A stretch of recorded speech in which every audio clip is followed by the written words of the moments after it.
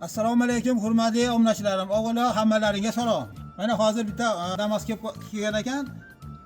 Shu tog'a klapini bo'shattirdik deydi. Suycha privada bilan suycha bilan privadani almashtirdik. Mana zulcha remellarni almashtirdik. Xullas mashina o'g'nalmayapti.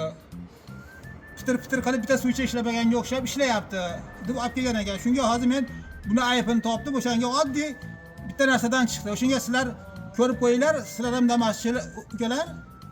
Biror joyda shuni olib qolsa, suycha privadalar bilan almashtirib o'qib bormaylar. Oldin men aytgan joyda ko'ringlar. Mana hozir men yurgizib beraman, mashq holat mana.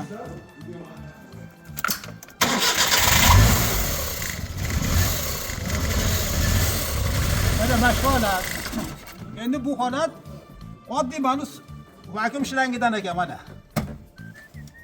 Mana ko'rsating atrof. Mana bu vakuum shlangidan ekan, yorug' ekan. Shuni men topib mana oddiy men shuni qo'ydim mana.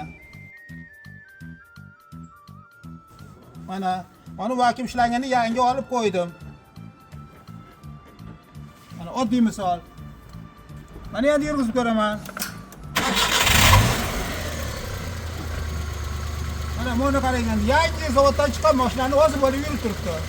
O'shaning uchun sizlar doim mashina qaltirab ishlab qolsa, suycha bilan privadaga chiqib qolib yurmanglar. Suycha bilan privada ham allaqancha ishlaydi. Oldin vakuum shlangi, sapon shlangilarni qaranglar. Shulardan chiqib qoladi. Mayli obunachilarim, sog' bo'linglar, salomat bo'linglar.